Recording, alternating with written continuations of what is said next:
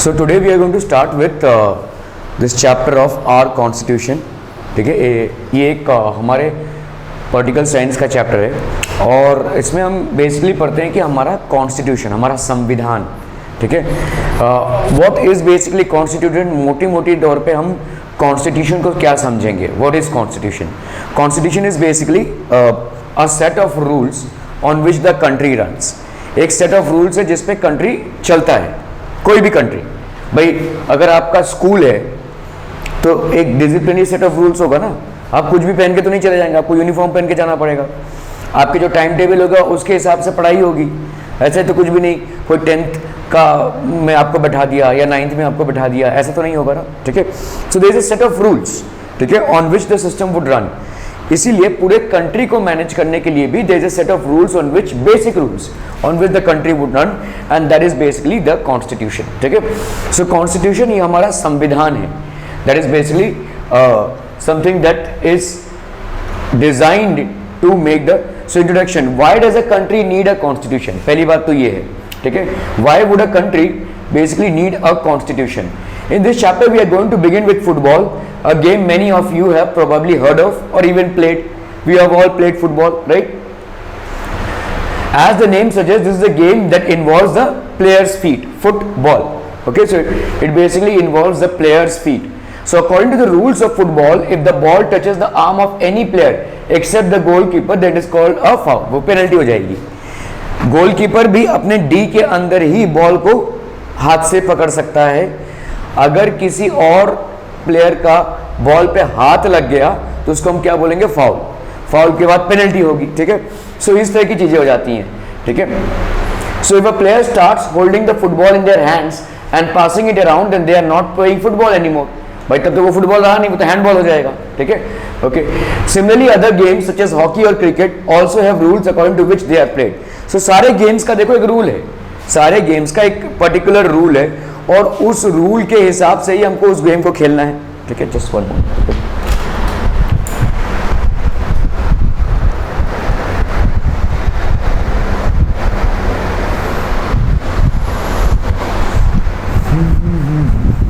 So people, all of these games will have their own rules. Similarly, other games such as hockey or cricket also have rules according to which they are played. So all games have their own basic rules. Each of these rules helps define the game and helps us distinguish one game from the other. As these are fundamental to the game, we can also call them as constitutive rules of the game. So they are very fundamental to the game and hence constitution rules. तो जो भी rules हैं उसके तहत ही आप game को खेल सकते हैं. आप अपना ही कुछ मनगढ़ंत रूल बनाकर किसी गेम को नहीं खेल सकते, right. So if you have to play a game, you have to play it according to its rules. ठीक है, तो इसको हम बोलेंगे कॉन्स्टिट्यूशन ऑफ द गेम. ठीक है, like these games the society also has constitutive rules that make it what it is and differentiate it from other kind of societies. ठीक है, तो हर एक सोसाइटी का एक कॉन्स्टिट्यूटिव रूल होता है. हर एक सोसाइटी की अपनी एक कल्चर होती है, अपना एक लाइफस्टाइल होता है, अपनी एक अंडरस्टैंडिंग होती है और दूसरे सोसाइटी से वो डिफरेंट होती है. Indian society is different from American society, American society is different from Russian society, Russian society is different from may be a Sri Lankan society. ये सारी सोसाइटीज अलग अलग हैं. ठीक है, sorry, like these games a society also has constitutive rules. ठीक है, that make it what it is and differentiate it from other kinds of societies. In large societies in which different communities of people live together, these rules are formulated through consensus. तो large societies होती हैं, ठीक है, in which different communities of people. अभी large societies में अलग अलग community के लोग रहते हैं. ठीक है, in large societies in which different communities of people live together, these rules are formulated through consensus. Consensus मतलब एक common understanding होती है, एक कॉमन अंडरस्टैंडिंग होती है, उसके हिसाब से ये रूल्स फ्रेम होते हैं. ठीक है, all these rules are basically frame. In modern countries this consensus is usually available in written form. तो हमारे जो मॉडर्न कंट्रीज हैं तो इसमें ये जो कंसेंसस है, हमारी जो अंडरस्टैंडिंग है सोसाइटी में रहने की, ठीक है, हमारी जो अंडरस्टैंडिंग है एक कंट्री में रहने की, इसको हम रिटन फॉर्मेट में प्रोड्यूस करते हैं and that is known as constitution. ये सारे रूल्स हैं. ठीक है, these are basically rules. A written document in which we find such rules is called a constitution. इसको हम बोलेंगे भाई साहब constitution. In this chapter we will discuss the key factors of Indian constitution. तो क्या क्या फैक्टर्स हैं each of these features is crucial to the working of democracy in India. तो ये सारे जो फैक्टर्स हैं बहुत क्रूशियल हैं फॉर द वर्किंग और proper working of democracy in India. ठीक है, today most countries in the world have a constitution. इसको थोड़ा सा खींच देना, कोई भी कर देगा क्या इसको, सिर्फ वो ये, हाँ, thank you. Today most countries in the world have a constitution. सारे कंट्रीज का एक रूल है। ठीक है, all the countries basically will have a rule book, almost एक रूल बुक सारे कंट्रीज का। ठीक है, there is a set of rules on which the country basically runs.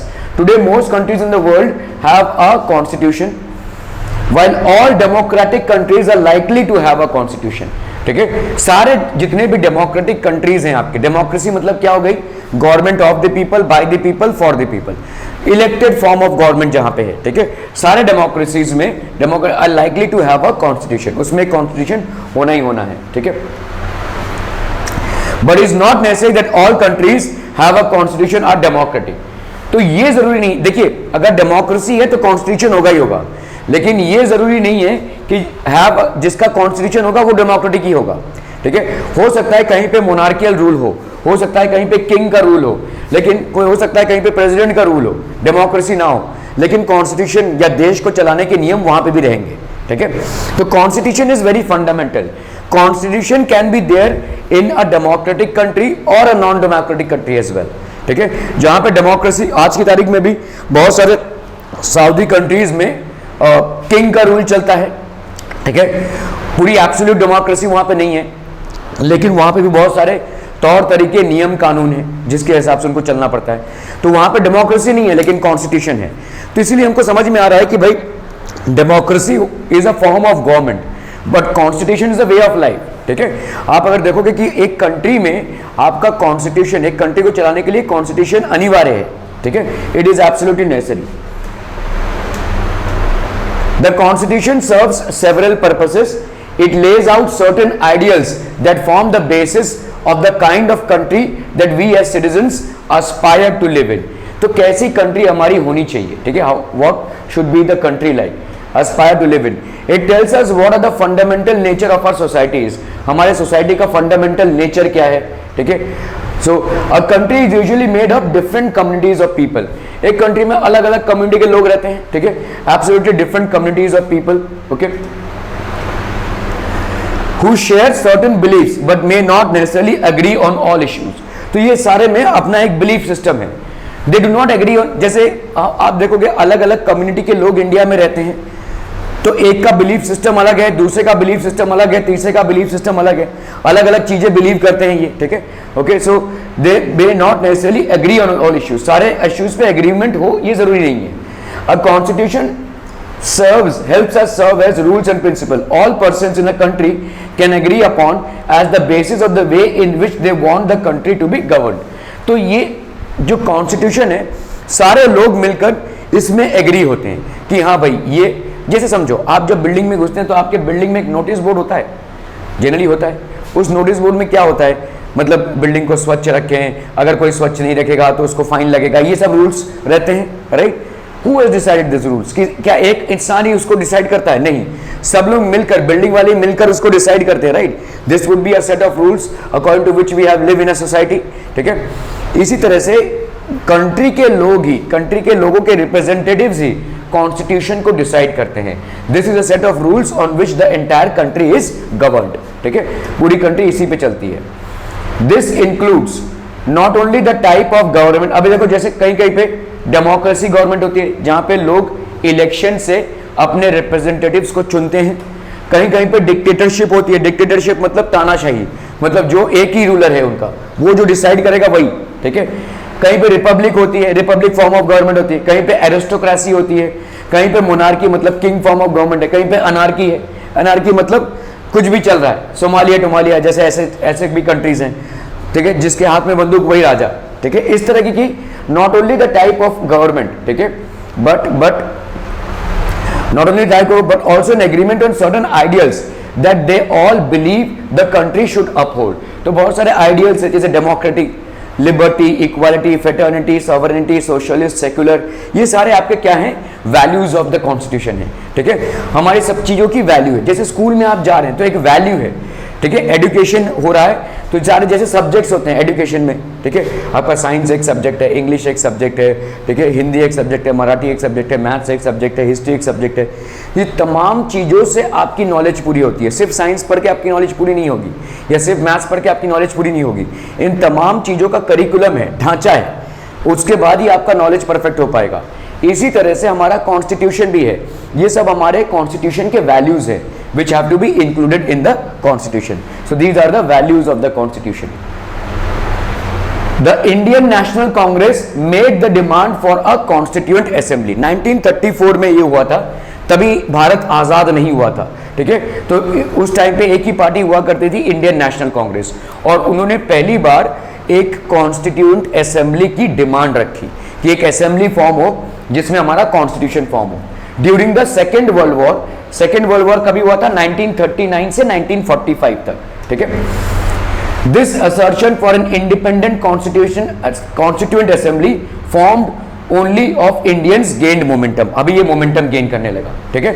मतलब सेकेंड वर्ल्ड वॉर में ये जो मूवमेंट है वो तगड़ा हो गया, ठीक है। People started joining and people started demanding for the constituent assembly more assertively. तभी भारत देश आजाद नहीं हुआ था, ठीक है। दिस वॉज कन्वेड इन डिसंबर 1946। डिसंबर 1946 में इसको कन्वे किया गया। 1947 में तो खैर देश ही आजाद हो गया। So doctor Bhimrao Ambedkar he was the one who drafted the constitution. उन्होंने कॉन्स्टिट्यूशन को ड्राफ्ट किया था, ठीक है। And his team, the Indian national Congress made the demand. फिर से क्यों हो गया? बिटवीन डिसंबर 1946 एंड नवंबर, अरे क्या हो रहा है?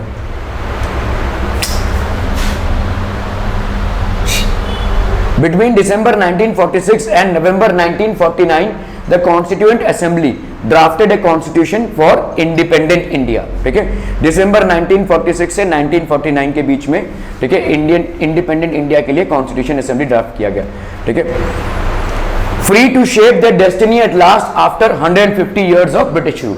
तो 150 साल ब्रिटिश रूल के रहने के बाद इन्होंने अपना कॉन्स्टिट्यूशन डिजाइन किया, अपना सेट ऑफ रूल्स या फ्रेमवर्क डिसाइड किया जिसपे पूरी देश चलने लगी, ठीक है। The members of the constituent assembly approach this task with great idealism that the freedom struggle had helped produced. तो जिन्होंने कॉन्स्टिट्यूएंट असेंबली बनाया उन्होंने बड़ी शिद्दत के साथ इस चीज को किया।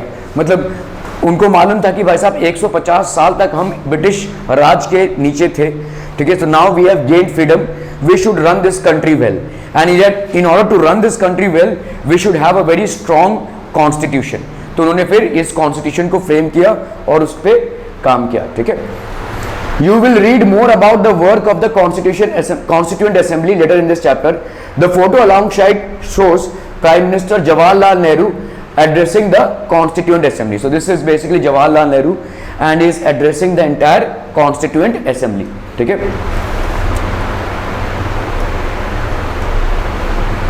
Why does a country need a constitution? In the recent history of Nepal, a country that borders India on the north, तो नेपाल एक कंट्री है, until quite recently Nepal was a monarchy. तो मतलब कुछ सालों पहले तक नेपाल क्या था? मोनार्की था। मतलब वहां पे प्रॉपर सिर्फ किंग का रूल ही चलता था, ठीक है, किंग का रूल चलता था। It was a monarchy. Previous constitution of Nepal which had been adopted in 1990 reflected the fact that final authority rested with the king. तो 1990 में इन्होंने एक कॉन्स्टिट्यूशन बनाया था, इनका भी एक सेट ऑफ रूल्स था, ठीक है। और उसमें ये डिसाइड किया गया था कि सारी चीजों का फाइनल अथॉरिटी कौन है? King. So he is the one who will decide on everything, ठीक है। A people's movement in Nepal fought for several decades to establish democracy, and in 2006 they finally succeeded in putting an end to the powers of the king. So बहुत दिनों तक लड़ाई चली और मतलब common people ने, ठीक है, they were not happy with king being bestowed with all the powers to run the show. So they fought for it and finally democracy was restored in 2006. Finally democracy came in, ठीक है। Now the people have to write a new constitution to establish Nepal as a democracy. तो अभी जो पहले वाला constitution था वो किसके लिए था? मोनार्कियल रूल के लिए था।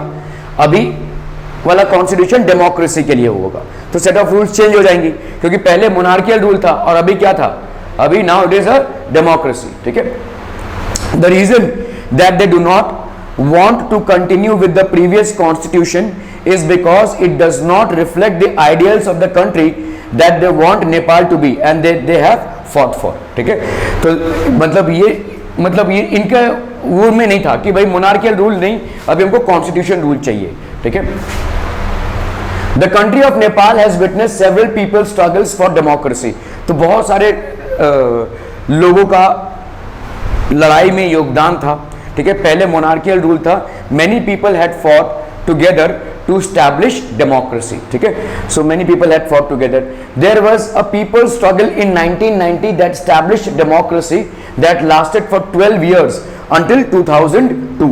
1990 से ये चालू हुआ था और फाइनली डेमोक्रेटिक रूल 2002 में स्टैब्लिश हुआ, ठीक है। In October 2002 king Gyanendra citing the Maoist uprising in the countryside as his reason began taking over different aspects of the government with the army's assistance। तो इन्होंने क्या किया, इन्होंने देखा कि भाई साहब मायोइस्ट मतलब क्या होता है, एक रेबेलियस ग्रुप होती है, तो अलग अलग प्रांतों से रिबेल होने लगा, मतलब अलग अलग प्रांतों से लोग बगावत करने लगे किंग के अगेंस्ट में। तो इन्होंने क्या किया, he took the assistance of the army, तो इन्होंने आर्मी की असिस्टेंस से इसको सप्रेस करने की कोशिश की, ठीक है। In October 2002 king Gyanendra citing the Maoist uprising, तो इनको दिख रहा था कि भाई अलग अलग प्रांतों से लोग अपराइजिंग कर रहे हैं, इनके अगेंस्ट जा रहे हैं, इनके खिलाफ जा रहे हैं, ठीक है। In the countryside as his reason began taking over different aspects of the government with the army assistance, तो इन्होंने आर्मी बुलाकर इसको सप्रेस करने की कोशिश की, ठीक है। He called over the army in order to suppress it. The king then finally took over as the head of the government in February 2005, तो इन्होंने 2005 में head of the government he actually took over. In November 2005 the Maoists joined other political parties to sign a 12-point agreement, तो ये 12 point का agreement sign हुआ, ठीक है। and this agreement signaled to the larger public an imminent return to democracy and peace, तो सबको एक appeal थी कि let's return back to democracy and let's be peaceful, ठीक है, let's be peaceful. In 2006 this people's movement for democracy began gaining immense force, अभी 2006 में क्या होने लगा, फिर से लोग डेमोक्रेसी के लिए जुड़ने लगे, सब लोग क्योंकि देखो पूरे वर्ल्ड में जो सेटअप हो चुका है और पूरे वर्ल्ड में जो फॉर्मूला सक्सेसफुल हुआ है, सब लोग चाहेंगे कि वही चीज़ हमारे यहाँ पे भी सक्सेसफुल हो। अगर तुम देखते हो कि तुम्हारी सोसाइटी है और बाजू की सोसाइटी है, बाजू की सोसाइटी में काफ़ी सारा डेवलपमेंट हो रहा है, काफ़ी सारा वर्क हो रहा है, लोग काफ़ी जुड़े हैं, काफ़ी कल्चरल है, तो तुम भी चाहोगे ना कि भाई वैसे ही हो हमारा सोसाइटी। तो इसी तरह से पूरे वर्ल्ड में डेमोक्रेसी स्टैब्लिश हो चुकी है और डेमोक्रेसी के फायदे हमको दिख रहे हैं, तो यहाँ पे नेपाल के लोग भी बोले लगे कि भाई हमारी भी डेमोक्रेसी होनी चाहिए, ठीक है। So in 2006 people's movement for democracy began gaining immense force, तो बहुत इमेंस फोर्स होने लगा, ठीक है, people's movement for democracy. It repeatedly refuse the small concessions that the king made, ठीक है, तो स्मॉल कंसेशंस अभी किंग को सब लोग नाकारने लगे। Finally in April 2006 the king restored the third parliament and asked the political parties to form a government, तो आपको बोला गया कि वैसा political parties let them form a government. Monarchial rule में प्रॉब्लम ये है कि भाई साहब जो किंग होगा वो हो सकता है लायक ना हो, ठीक है, मतलब maybe he is not capable, but just because he is the king son he becomes the king, ठीक है। लेकिन डेमोक्रेसी में जो लायक होता है उसको पब्लिक इलेक्ट करती है, ठीक है, और उसको पब्लिक रिमूव भी कर सकती है, ठीक है। So finally there was a parliament that was form in 2007 Nepal adopted an interim constitution, तो 2007 में नेपाल ने एक इंटरिम कॉन्स्टिट्यूशन को अडॉप्ट किया। इंटरिम मतलब क्या होता है, जब तक पूरा ना हो जाए तब तक के लिए, ऐसा बोलते हैं ना, जब तक पूरा कॉन्स्टिट्यूशन फ्रेमवर्क ना हो जाए तब तक के लिए, फिलहाल जिसको हम बोलते हैं, ठीक है, interim constitution. As in the game of football in विच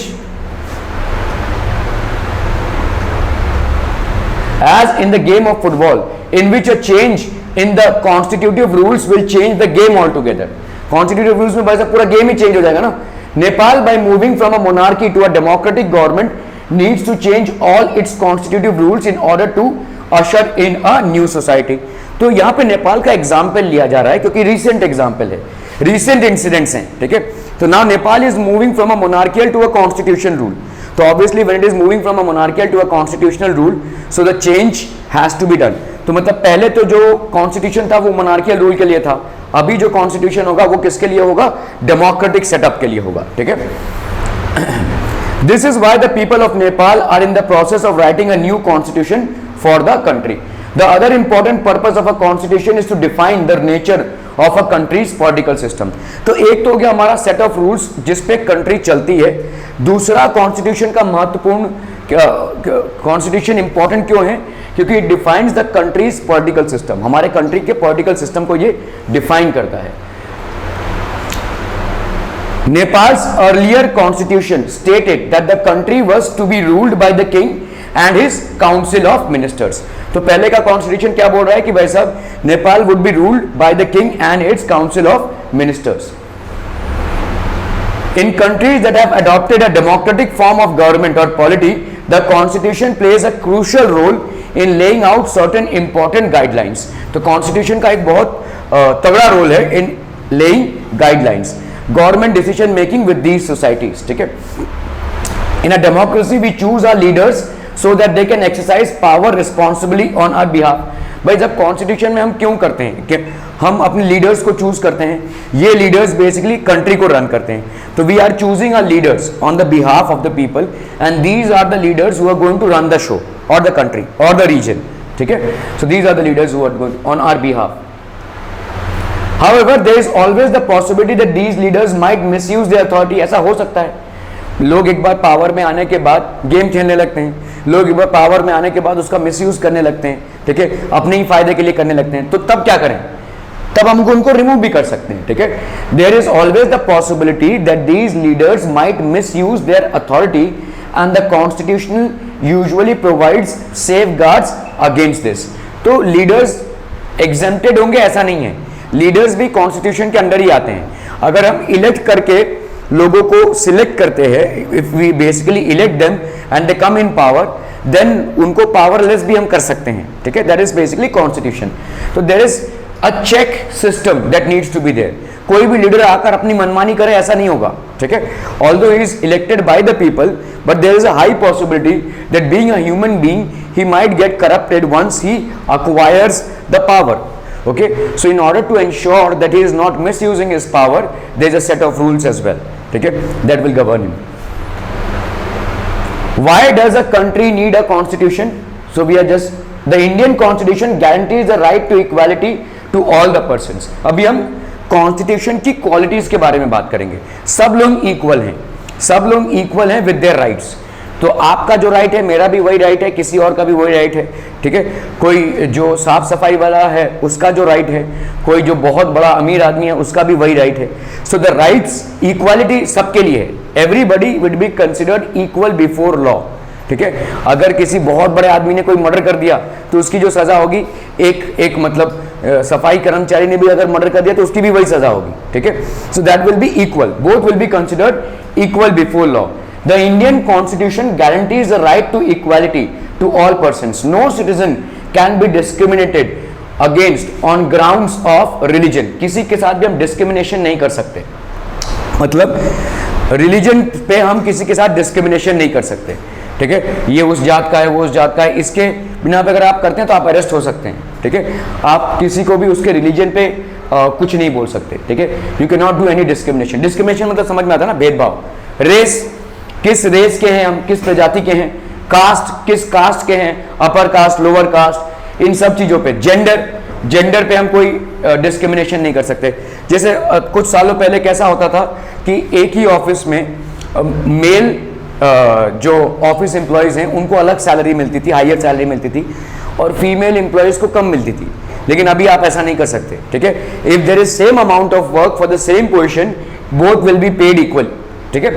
सो ये आपका जेंडर हो गया. जेंडर के हिसाब से हम कोई डिस्क्रिमिनेशन नहीं कर सकते. प्लेस ऑफ बर्थ, कहाँ पैदा हुआ कोई. ठीक है. गांव खेड़े में पैदा हुआ, शहर में पैदा हुआ, जहां पे पैदा हुआ. So there can not be any discrimination on these thing. Discrimination पहली बात तो हो ही नहीं सकती. हमने यहाँ पे जो भी डिस्क्रिमिनेशन के पॉइंट्स लिखे हैं वो बेसिकली जनरल डिस्क्रिमिनेशन के पॉइंट्स हैं. ज्यादा करके लोग आपस में भेदभाव इन पॉइंट्स पे करते हैं. ठीक है. The right to equality is one of the fundamental rights guaranteed by the Indian constitution. ये एक फंडामेंटल राइट है, सब लोग बराबर हैं, ठीक है, everybody is equal before law, ठीक है। Another important function that a constitution plays in a democracy is to ensure that a dominant group does not use its power against other less powerful people और groups, ठीक है। तो लोग करते क्या है, अकेले नहीं रहते, लोग ग्रुप्स में रहते हैं।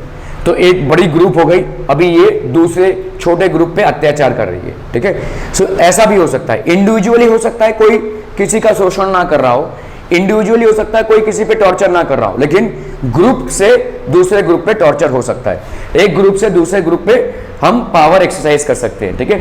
Another important function that a constitution plays in democracy is to ensure that a dominant group does not use its power against other less powerful people और groups. Unhealthy situations can occur in democratic societies too, तो democracy में भी unhealthy situations create हो सकती हैं, ठीक है। अगर हम चेक्स ना रखें ठीक से तो हो सकता है कि बस आप ये देखिए, ये ज्यादा लोग हैं इसमें तो इनका ज्यादा चलेगा, यहाँ पे कम लोग हैं इस ग्रुप में तो इनका नहीं चलेगा, ठीक है। So that can happen in where a majority can continuously enforce decisions that exclude minorities and go against their interest। तो मेजॉरिटी भाई साहब जबरदस्ती का हमारा ही चलने वाला है, ठीक है। माइनॉरिटी हो तुम यहाँ पे ज्यादा नहीं हो, ठीक है, तो हमारा जो है वही चलेगा। तो ऐसा हो सकता है मेजॉरिटी माइनॉरिटी पे फोर्सफुली अपना दबाव डाले, फोर्सफुली उसको एक साइड में रख दे, कॉर्नर कर दे, ऐसा हो सकता है, ठीक है, ठीक है। Even in a democratic society every society is prone to this tyranny of the majority. सारे सोसाइटीज में ये हो सकता है, ये पॉसिबिलिटी सारे सोसाइटीज में, टिरनी है ये, ठीक है। Another reason why we have a constitution is precisely to prevent this tyranny और domination by the majority over the minority. ये एक और रीजन है कॉन्स्टिट्यूशन के बनने का, ठीक है, ताकि मेजॉरिटी वाले माइनॉरिटी पे शोषण ना करें, इसके लिए हम ये करते हैं, ठीक है। इसके लिए कॉन्स्टिट्यूशन की जरूरत है। क्लियर है, समझ में आ रहा है? This is one reason why it should be there. Inter community domination, कभी कभी कम्युनिटी में भी डोमिनेशन होता है, एक ही कम्युनिटी के दो पार्ट्स है। जैसे हमारे हिंदू सोसाइटी में ब्राह्मण हैं, क्षत्रिय हैं, वैश्य हैं, शूद्र हैं, तो इनके अंदर भी कलेश चलता है, ठीक है। कभी कभी तो रिलीजन लेकर कलेश चलता है, कभी कभी एक ही रिलीजन में कलेश चलता है, ठीक है।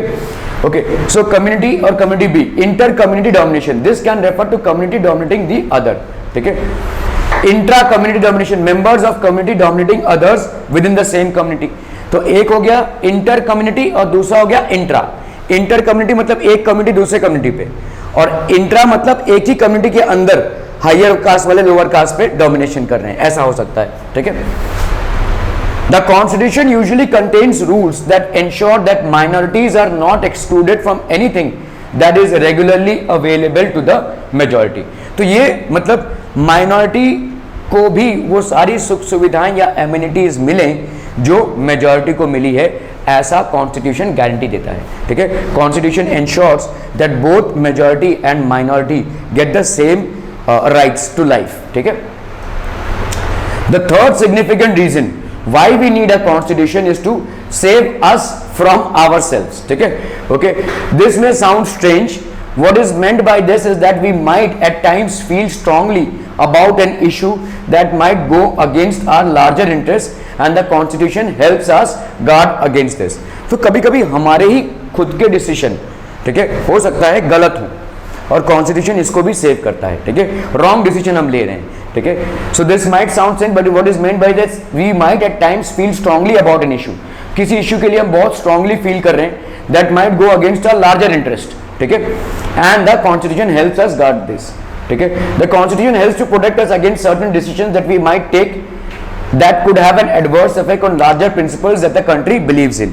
हम ताबड़तोड़ में कोई डिसीजन ले लेते हैं, कोई हमने कोई गलत काम कर दिया, ठीक है, नहीं मेरे साथ बुरा हुआ तो मैं भी बुरा करूंगा, ऐसा कुछ कर दिया, ठीक है। सो ये गलत सोच है, ठीक है। दिस इज बेसिकली, तो हम ये कर सकते हैं प्रेशर में आकर, ठीक है, हमारे मानसिकता के हिसाब से हम ऐसा कर सकते हैं। तो कॉन्स्टिट्यूशन हमको भी हमसे बचाता है, आपस में भिड़ने से भी बचाता है, आपस में शोषित होने से भी बचाता है, और हमको भी कभी कभी हमसे बचाता है, क्योंकि हमारे अंदर भी एक जंगल इंस्टिंक्ट है।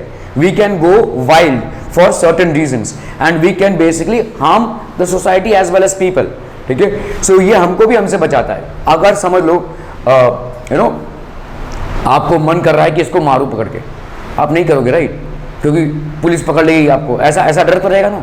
So there is a constitution, right? You will not do it because there is a constitution, there is a set of rules in place, and there is a punishment as well for the same. ठीक है. For example, it is possible that many people who live in a democracy might come to strongly feel that the party politics has become so acrimonious. तो आप मतलब before election भाई साहब सब हमारा काम कर रहे थे, आफ्टर इलेक्शन भाई साहब टैक्स दो टैक्स दो टैक्स दो. समझ में आ रही है? ठीक है. बिफोर इलेक्शन तो पैसा बांटा जा रहा था भाई साहब, लोगों को सुख सुविधाएं दी जा रही थी, और आफ्टर इलेक्शन हम ही से भर भर के टैक्स ले रहे हैं. ठीक है. तो ऐसा हो सकता है कि डेमोक्रेसी में ऐसी चीजें हों. ठीक है. पहले तो दीज आर थिंग्स एक्रिमोनियस, मतलब दीज आर थिंग्स बिटर. अभी खट्टे हो गए रिलेशनशिप. ठीक है. एक बार जो पार्टी पावर में आ जाती है फिर दूसरे को पूछती नहीं है, तो ऐसा हो सकता है. There can be a possibility that we need a strong dictator to set this right. तो हम कभी कभी ऐसा सोचते हैं कि कोई स्ट्रॉन्ग रूलर आए कि वो इस करप्ट सिस्टम को पूरा उखाड़ फेंके. ठीक है. ये पार्टी पॉलिटिक्स को हम अभी बैन कर देंगे and let there be a strong ruler who basically overcomes this. ठीक है. तो ऐसा हम फील कर सकते हैं. Swept by this emotion they may not realize that in the long run dictatorial rule goes against all their interest. तो आपका अगर डिक्टेटोरियल रूल हो गया, डिक्टेटरशिप हो गई, मतलब तानाशाही जिसको बोलते हैं, एक ही सब कुछ हैंडल करेगा, पूरे कंट्री को एक ही जन चलाएगा. ठीक है. सो मिलिट्री क्रूरैलिटी हो सकती है इससे. ठीक है. सेंट्रलाइज गवर्नमेंट तो हो जाएगी, लेकिन restriction on freedom of print and mass media, जितने भी आपके न्यूज चैनल्स हैं वो खुल्लम खुल्ला किसी चीज पे डिस्कस या क्रिटिसाइज नहीं कर सकते, जो बहुत जरूरी है. जो भाई साहब इन्होंने डिसाइड किया, जो डिक्टेटर डिसाइड करता है वही चलेगा, चाहे वो बुरा हो चाहे अच्छा हो. ठीक है. सो कभी कभी हमको लग सकता है ऐसा कि यार इतना बड़ा पार्टी सिस्टम पॉलिटिक्स, इससे अच्छा तो कोई एक ही लीडर हो जाए. ठीक है. लेकिन उसके नुकसान अलग हैं. ठीक है. There are lot of things that we need to think about. A good constitution does not allow these whims of the people to change its basic structure. ठीक है. तो अगर एक अच्छा कॉन्स्टिट्यूशन है तो हमारे दिमाग में जो ख्यालात आ रहे हैं, चलो इसको हटाओ, अभी हम डिक्टेटरशिप लाएंगे, ऐसा फटफट चेंज नहीं होगा. पूरे सिस्टम का चेंज नहीं होगा. पार्टी पॉलिटिक्स चेंज हो सकती है, पार्टीज चेंज हो सकती है. ठीक है. अभी पार्टी ए रूल कर रही है तो पार्टी बी आ सकती है as per democratic setup, but it's not that the entire framework of governance would change. ठीक है. सो ये डेमोक्रेसी, ये हमारा constitution for the easy overthrow of provisions that guarantee rights of citizens and protect their freedom. There was an extraordinary sense of unity amongst the members of the Constituent Assembly.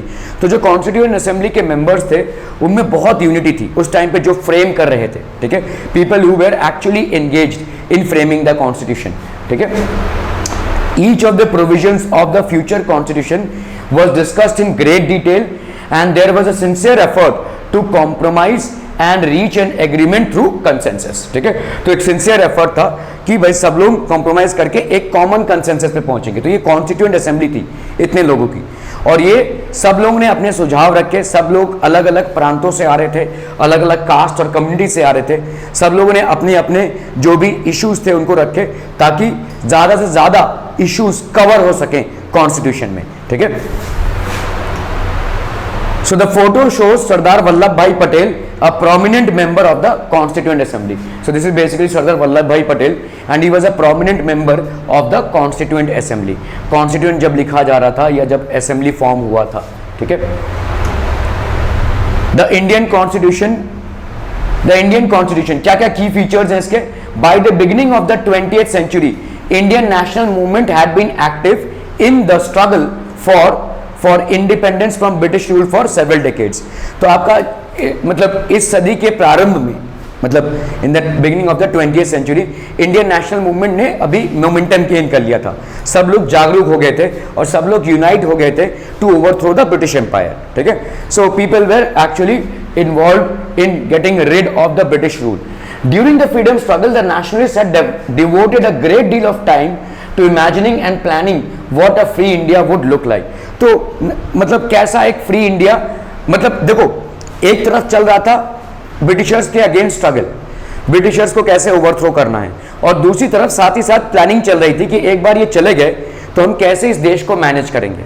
तो इसके लिए हमको constitution की जरूरत पड़ेगी. ठीक है। So ये दोनों चीजें पैरेलली चल रही थी, एक तरफ चल रहा था national movement how to overthrow the British empire and simultaneously there was a movement to run the show as well. एक बार वो चलेगा तो हम कैसे उसको संभालेंगे, ठीक है। During the freedom struggle the nationalist had devoted a great deal of time to imagining and planning what a free India would be like, ठीक है।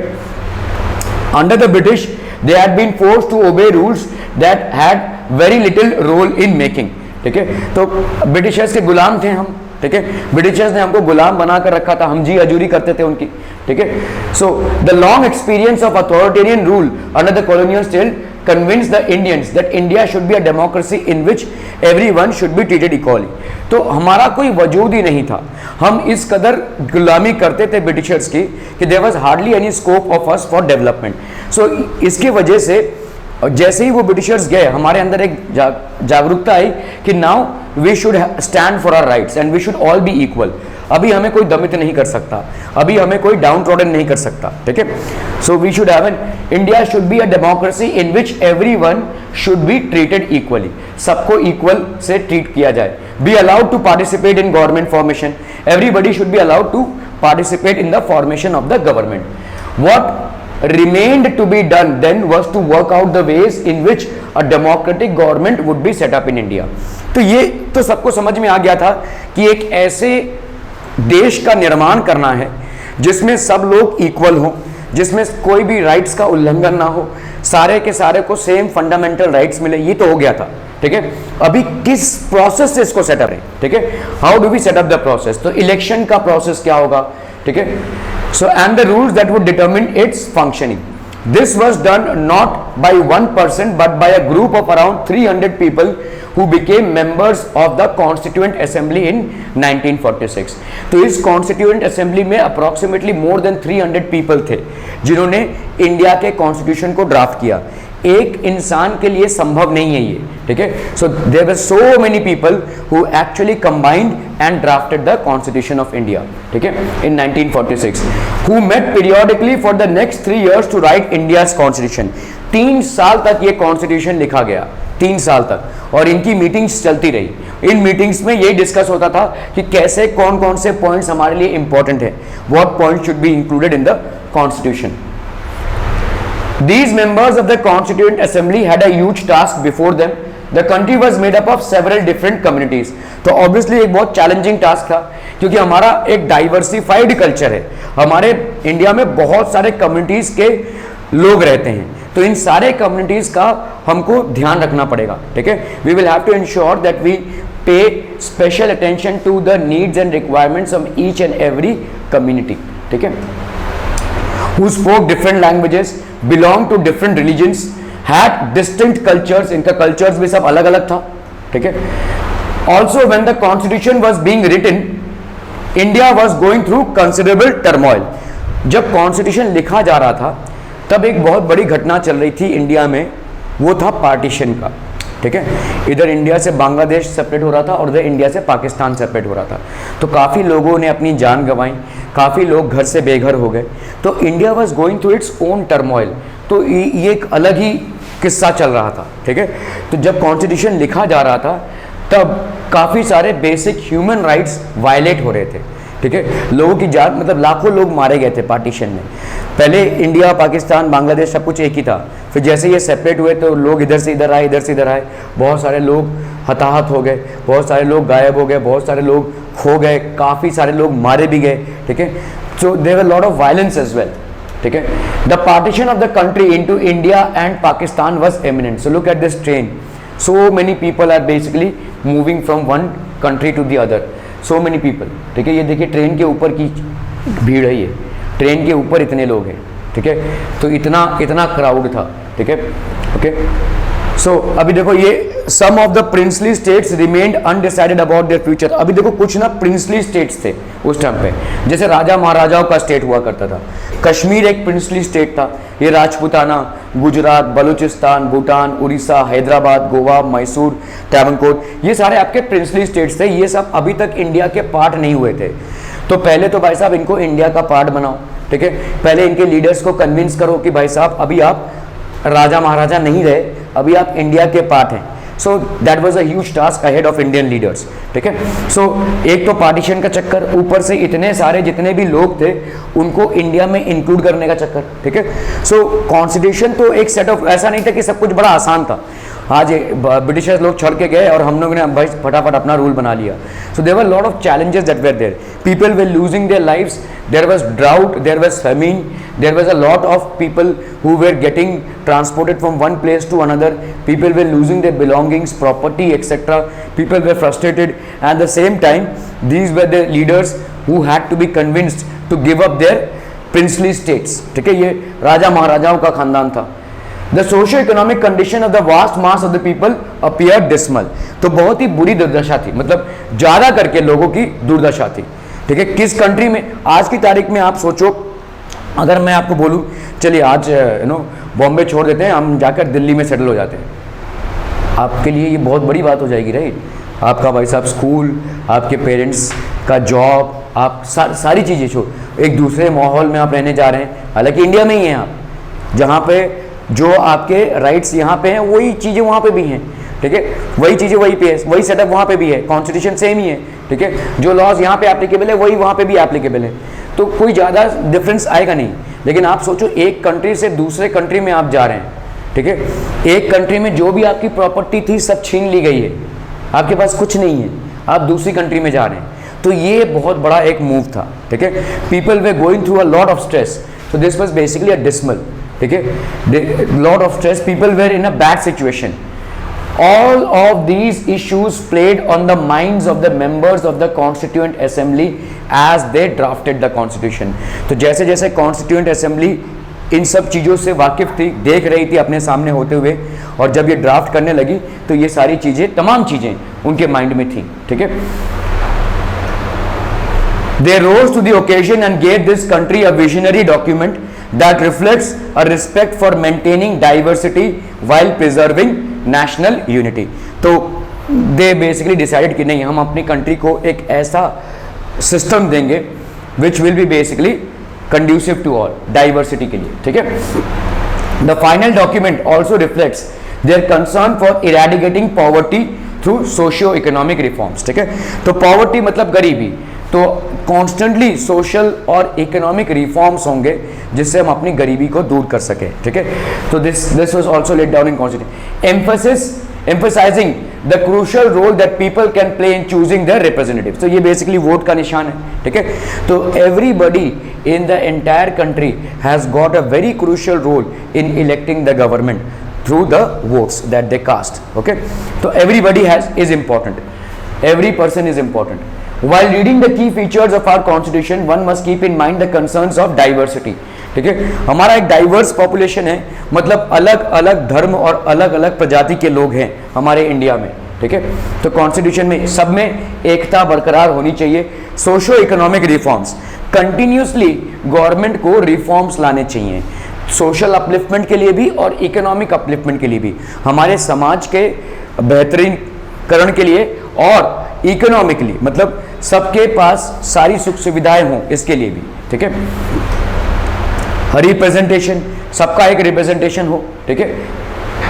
That the authors of this document were grappling with, they tried to balance these concerns with their commitment to transforming independent India into a strong democratic society. तो independent India को establish किया गया as a strong democratic society, ठीक है। Dr. Baba Saheb Ambedkar is known as the father of the Indian Constitution. Dr. Ambedkar believed that his participation in the Constituent Assembly helped the scheduled caste get some safeguards in the draft Constitution, ठीक है। तो इनके participation से भाई साहब जो scheduled caste थे, जो नीचे प्रांत के लोग थे, उनको एक स्पेशल स्थान मिला, ठीक है। But he also stated that although the laws might exist, scheduled caste still had reason to fear because the administration of these laws were in the hands of caste Hindu officers. तो उन्होंने बोला देखिए, हमने constitution तो बना दिया, set of rules भी बना दिया, लेकिन ये रूल्स ज़्यादा करके वो लोग चलाएंगे जो हायर कास्ट के हों, तो ये लाजमी है कि लोअर कास्ट के लोगों के ऊपर वही जुल्म होते रहेंगे जो ब्रिटिशर्स के टाइम पे भी हुए थे, ठीक है। So they will go through the same repressive policies, they will go through the same repression, ठीक है। He therefore urged scheduled caste to join the government as well as civil services. तो इन्होंने बोला कि ज्वाइन द गवर्नमेंट, ज्यादा से ज्यादा मात्रा में आप गवर्नमेंट को ज्वाइन कीजिए, शेड्यूल्ड कास्ट लोगों को, ठीक है, और सिविल सर्विसेज में। द इंडियन कॉन्स्टिट्यूशन की फीचर्स, ओके, फेडरलिज्म। फेडरलिज्म क्या होती है, देखो, this refers to the existence of more than one level of government in the country. तो देखो सिर्फ सेंट्रल लेवल पे ही नहीं है, there is a government at the state level, there is a government at village panchayat level and so on and so forth। तो आपको हर level पे government मिल जाएगी।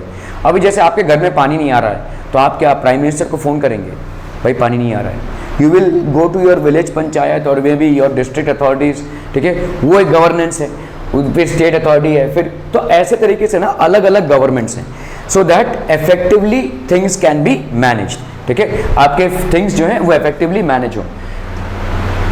इन India we have government at the state as well as the centre. तो state level पे भी government है and centre level पे भी गवर्नमेंट है, ठीक है, सेंट्रल लेवल पे भी गवर्नमेंट है। Panchayati Raj is the third tier of government and you have read about this in your class 6 book. Panchayati Raj मतलब आपका थर्ड टायर हो गया। तो पहला फर्स्ट टायर हो गया सेंट्रल लेवल, सेकंड टायर हो गया आपका state level and third tier हो गया आपका पंचायती राज जो विलेज लेवल पे है, ठीक है, पंचायत होती है।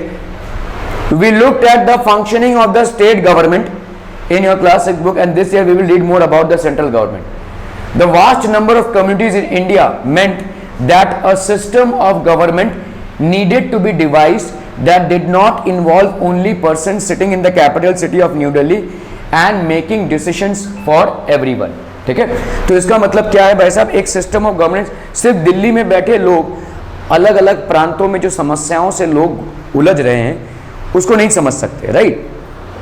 For example, you would not know what a person in some remote area of Maharashtra might be facing the problems with, ठीक है। So इसके लिए जरूरी है कि उस लेवल पे गवर्नमेंट हो, ठीक है, तो इसीलिए गवर्नमेंट का विभाजन हुआ। The vast number of communities. Instead, it was important to have another level of government in the states so that decisions could be made in that particular area। तो states में भी government level आ गया ताकि decisions लिए जा सकें। While each state in India enjoys autonomy and exercises powers on certain issues। तो सारे states जो हैं उनके अलग अलग, जैसे पुलिस फोर्स एक स्टेट फोर्स है, ठीक है, एक स्टेट फोर्स है, तो आपका एग्रीकल्चर पे भी एक स्टेट का काफी बड़ा योगदान होता है। तो सारे स्टेट्स का अलग अलग थ्रोट। Subjects of national concern required that all of these states follow the laws of the central government, ठीक है। सेंट्रल जो नेशनल कंसर्न जैसे डिफेंस, ठीक है, साइंटिफिक रिसर्च, मिलिट्री, ठीक है, नेवी, ये सारे जितने भी चीजें हैं वो नेशनल इंपॉर्टेंस की हैं और वो सेंट्रल गवर्नमेंट के अंडर ही आ सकती हैं, वो स्टेट गवर्नमेंट के अंडर नहीं आती हैं, ठीक है। आपका जैसे इकोनॉमिक्स मतलब आपका जो भी अर्थव्यवस्था है, the constitution contains lists that detail issues that each tier of government can make laws on। तो ये कॉन्स्टिट्यूशन बेसिकली डिटेलिंग में बोलता है कि क्या क्या इश्यूज हैं ईच टायर ऑफ गवर्नमेंट। तो एक यूनियन गवर्नमेंट हो गया, एक हो गया भाई साहब आपका स्टेट गवर्नमेंट, ठीक है, union list, state list and concurrent list, ठीक है। तो एक यूनियन गवर्नमेंट, स्टेट और कॉन्करेंट, ठीक है। तो आपका कॉन्स्टिट्यूशन ऑफ इंडिया के दो गवर्नमेंट हो गए, एक हो गया यूनियन गवर्नमेंट और एक हो गया स्टेट गवर्नमेंट। एक हो गया आपका यूनियन लिस्ट, एक हो गया आपका स्टेट लिस्ट और एक हो गया आपका concurrent list. Very important people, these are very important things. In addition, the constitution also specifies where each tier of the government can get the money from for the work that it does, ठीक है। तो union को money कहाँ से आएगा भाई साहब, पैसा तो लगेगा ना, किसी गवर्नमेंट को काम करने के लिए पैसा तो लगेगा। तो यूनियन गवर्नमेंट को कहाँ से पैसा मिलेगा, स्टेट गवर्नमेंट को कहाँ से पैसा मिलेगा और लोकल सेल्फ गवर्नमेंट को कहाँ से पैसा मिलेगा। सो इट स्पेसिफाइज, कॉन्स्टिट्यूशन पूरी स्पेसिफिकली। लोकल गवर्नमेंट को कहाँ से पैसा मिलेगा, म्यूनिसिपैलिटी से, ठीक है, लोकल गवर्नमेंट को panchayat, municipal corporation, municipality council, nagar panchayat, ये सब लोकल गवर्नमेंट के अंदर रहेंगे। Panchayat, district panchayat, intermediate panchayat, village panchayat, ये सब आपके लोकल गवर्नमेंट के अंडर होंगे, ठीक है। All these will be under local government. Under federalism, these states are not merely agents of the federal government but draw their authority from the constitution as well. तो ऐसा नहीं है कि भाई साहब, देखिए फेडरल गवर्नमेंट ने क्या किया कि भाई साहब अलग अलग टायर्स ऑफ गवर्नमेंट होने चाहिए ताकि इफेक्टिवली गवर्नेंस हो, लेकिन इसका मतलब ये नहीं कि हम देश से भिन्न हैं। जो इंडिया का कॉन्स्टिट्यूशन है वो सब पे एप्लीकेबल है, चाहे आप किसी भी प्रांत के हों, चाहे आप किसी भी गांव के हों, चाहे आप किसी भी शहर के हों, ठीक है। All persons in India are governed by laws and policies made by each of these levels of government. तो सारे जितने भी लोग हैं इंडिया में वो सबके सब पे ये पॉलिसीज और लॉज एप्लीकेबल होती हैं. All of them will have these laws and policies applicable. When the Constituent Assembly adopted the principle of universal adult franchisee. Now what is universal adult franchisee, people? Anyone knows? आप पढ़ चुके हैं. Universal adult franchise means vote. Vote कौन दे सकता है? तो क्या आप वोट दे सकते हैं? नहीं. कब दे पाएंगे? 18 ईयर्स. तो आप आफ्टर 18 ईयर्स आप वोट दे पाएंगे. तो दैट इज कॉल्ड, तो 18 के ऊपर जो भी होगा वो वोट दे सकता है. ठीक है, that is called universal adult franchise. ठीक है. Shri A.K. Ayyar, a member, remark that this was done with an abundant faith in the common man and the ultimate success of democratic rule, in the full belief that the introduction of democratic government on the basis of adult suffrage. Suffrage मतलब क्या है? Adult जो ये population है 18 years and above, they will bring enlightenment. उनके हाथ में बागडोर है. आपका देश आपके हाथों में ही है. ठीक है. You will decide on who to elect as the rulers, as the representatives. और वही आपके ऊपर जो लॉज और पॉलिसीज हैं एप्लीकेबल करेंगे. ठीक है. Promote the well being, the standard of life, the comfort and the decent living of the common man. तो आप ही ये डिसाइड करेंगे.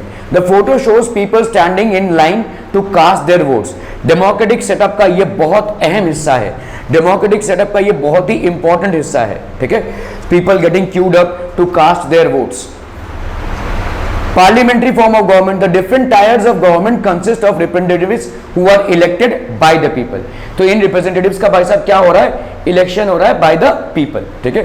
These representatives get elected by the people. Just one moment, people.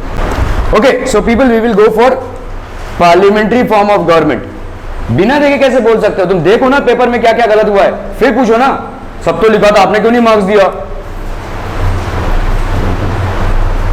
The different tiers of government consist of representatives who are elected by the people. The Constitution of India guarantees universal adult suffrage for all citizens. ठीक है.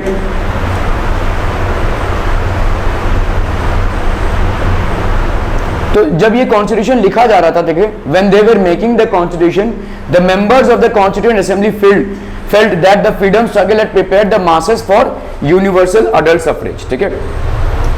तो आपका universal adult suffrage मतलब क्या होता है? What is universal adult suffrage? The population which can be given the right to vote. So anybody who is crossing 18 years of age is basically eligible to vote. ठीक है. Universal adult suffrage. This would help encourage a democratic mindset and break the clutches of traditional. ठीक है. Cast, पहले देखो हमारा जो Indian Hindu system था ये 4 कास्टों में बटा हुआ था. Priest and teachers, kings and warriors, agricultures and merchants and labourers, इस सब में बटा हुआ था. फिर class, higher class and lower class of people on basis of income. ठीक है. जेंडर हायरार्कीज, तो मतलब मेल्स और फीमेल्स में डिफरेंशिएट किया जाना, ये सारी चीजों पे जो भी डिस्क्रिमिनेशन था. This means that people of India have a direct role in electing their representatives. तो सारे डिस्क्रिमिनेशंस को छोड़कर everybody would have the caste or have the right to vote. Everybody would have the right to cast their vote. Also, every citizen of the country, irrespective of his or her social background, can contest in elections. कोई भी elections में मतलब participate कर सकता है. Election में vote तो cast सब कर ही सकते हैं, प्लस इलेक्शन को contest भी कर सकते हैं. ठीक है. They can contest elections. These representatives are accountable to the people. ये accountable हैं. ठीक है. ये जो representatives हैं, ठीक है, they are accountable to the people. मतलब क्या हो जाएगा? These representatives are accountable to the people. Accountable to the people मतलब क्या हो जाएगा भाई साहब? दे जवाबदारी बनती है इनकी. ठीक है. They have to reply to people. जो भी उन्होंने काम किया है उसके ऊपर इनकी जवाबदारी बनती है. ठीक है. Separation of powers. According to the Constitution, there are 3 organs of the state. These are the legislature, the executive and the judiciary. ठीक है. legislature होता है, executive होता है और judiciary होता है. legislature मतलब क्या हो जाएगा? legislature मतलब जो members of parliaments हैं. executive मतलब जो उसको execute करते हैं और judiciary मतलब जो judge होते हैं. ठीक है. जो कोर्ट वगैरह होता है. तो ये these are the 3 pillars of democracy. ठीक है.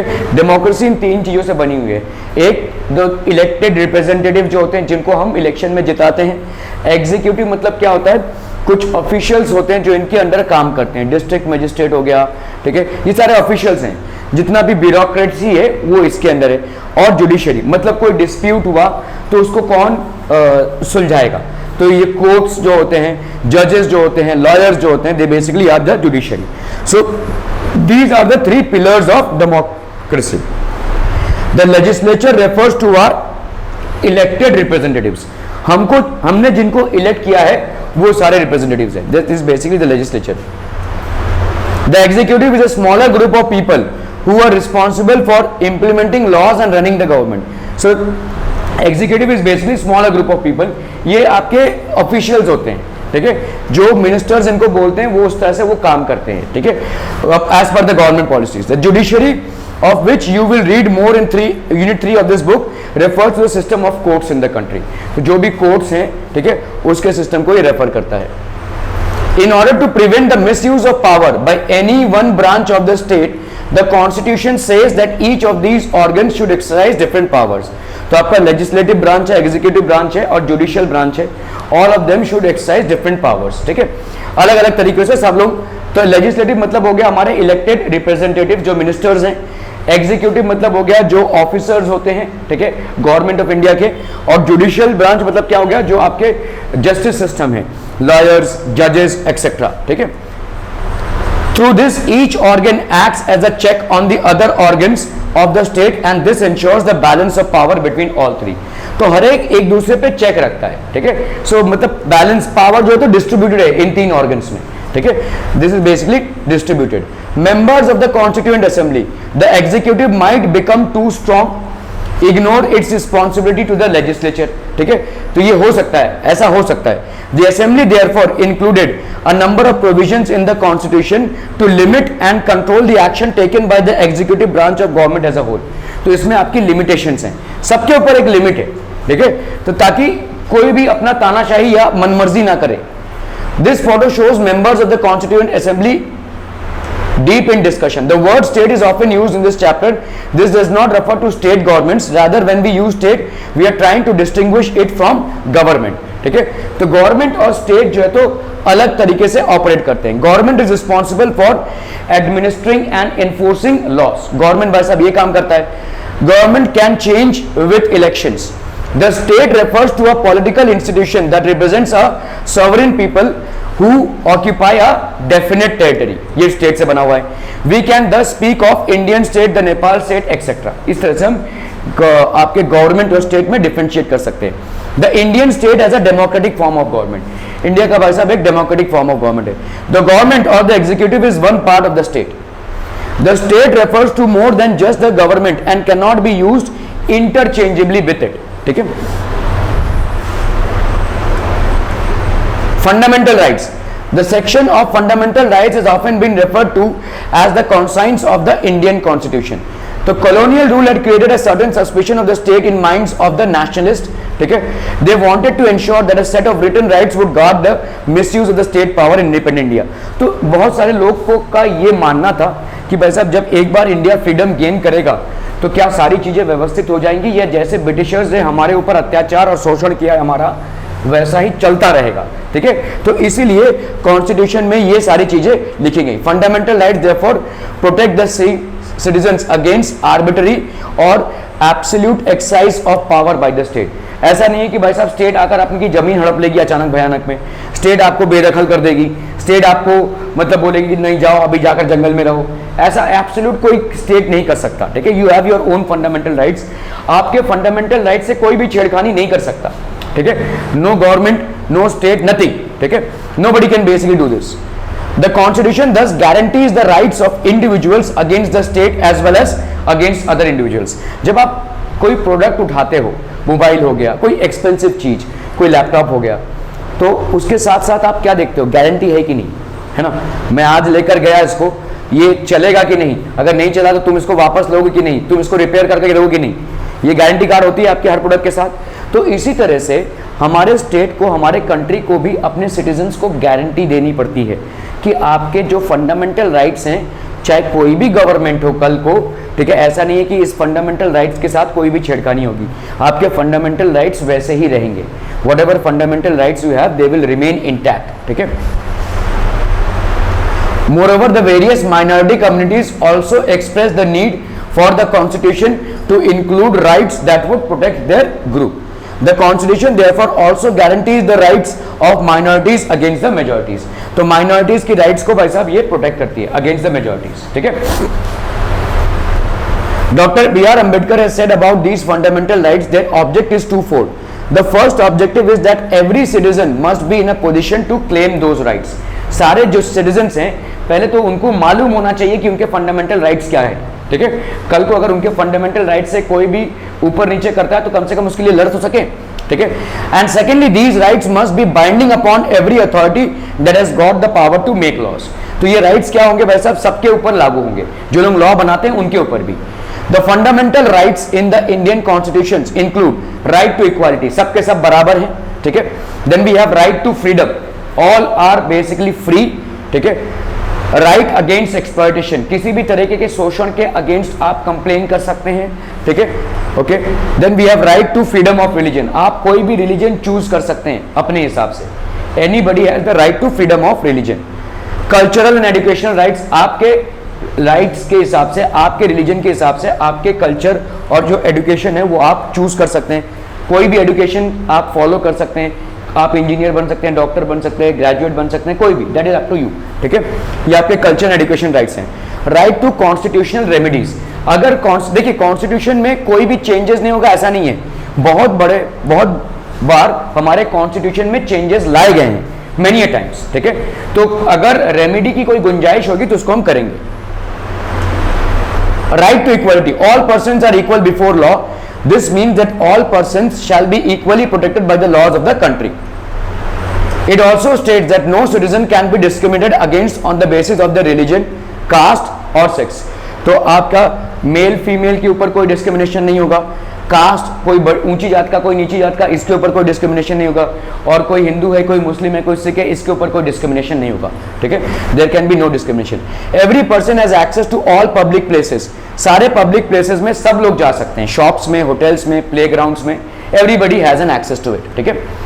The state can not discriminate against any one in matters of employment, ऐसा नहीं है कि स्टेट बोलेगा हाँ इस जाति के लोगों को आपको एम्प्लॉयमेंट देना चाहिए, इस जाति के लोगों को एम्प्लॉयमेंट नहीं देना चाहिए, ठीक है।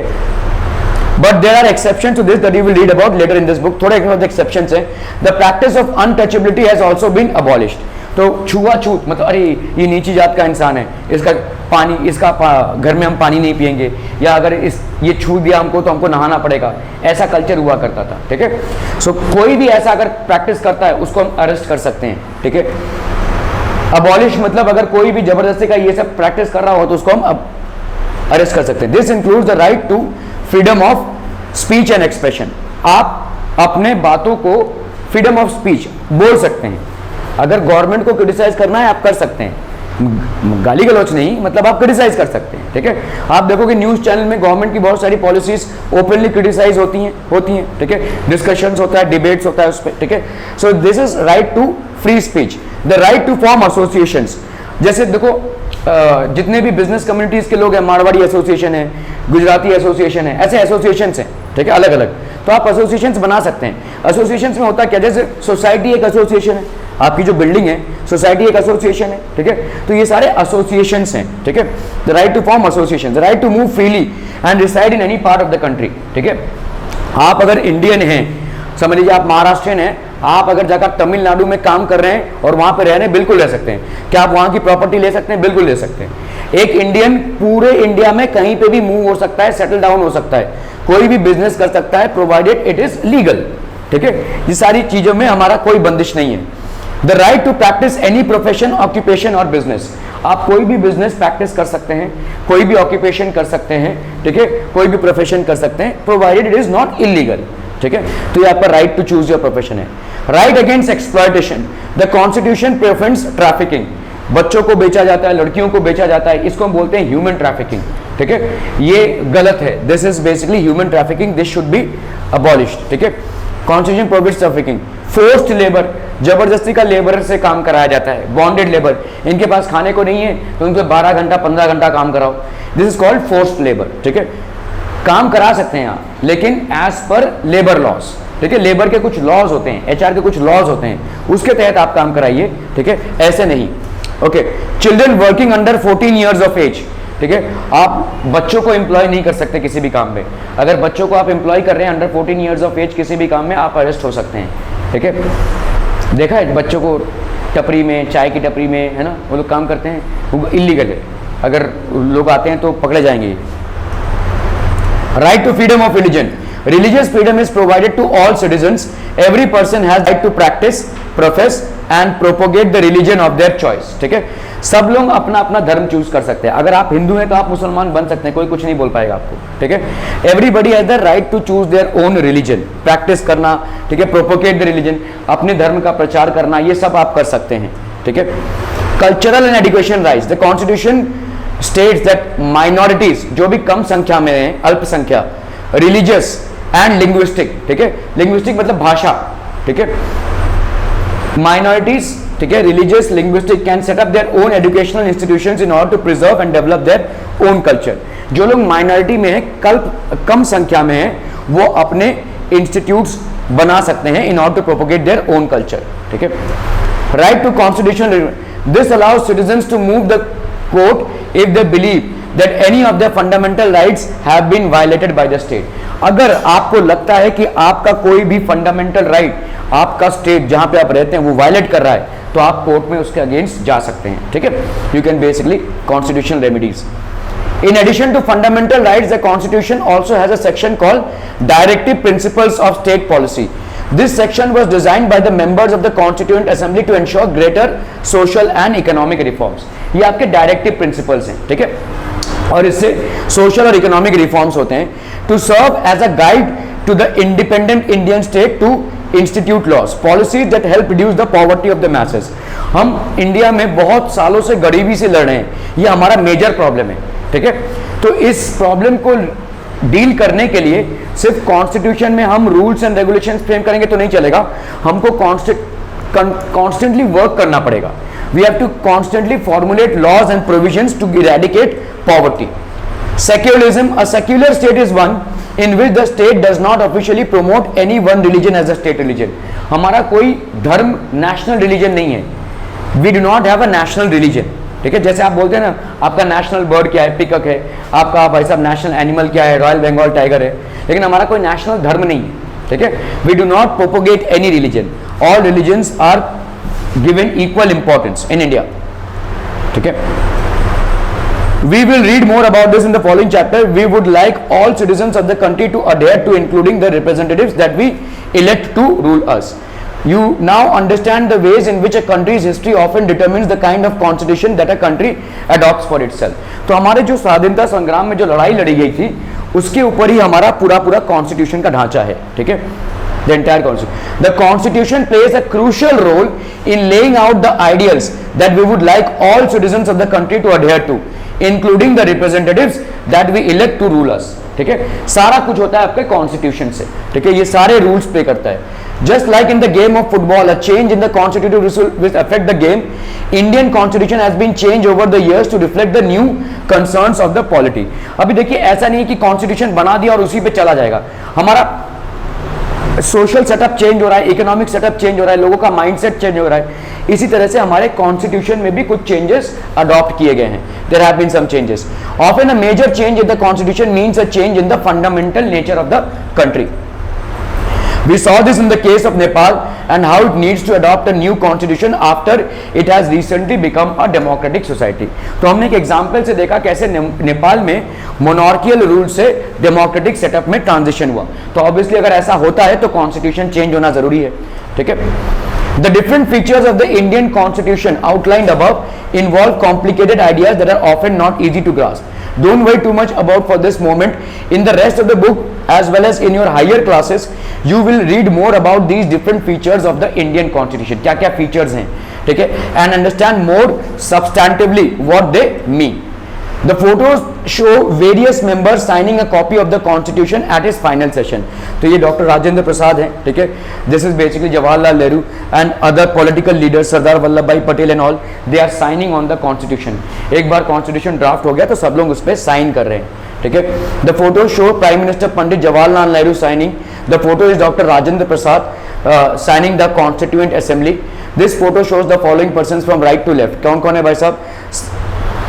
Shri Jairam Das, Daulat Ram minister of food and agriculture थे उस टाइम पे, Rajkumar, Amit Kaur health minister, doctor John Mathai finance minister, Sardar Vallabh Bhai Patel deputy prime minister and behind him sir Jagjivan Ram who was the labour minister at that time, ठीक है. तो ये सब लोगों ने उस पर कॉन्स्टिट्यूशन पे साइन किया है, ठीक है. So this basically completes your chapter. People go through this chapter in your book.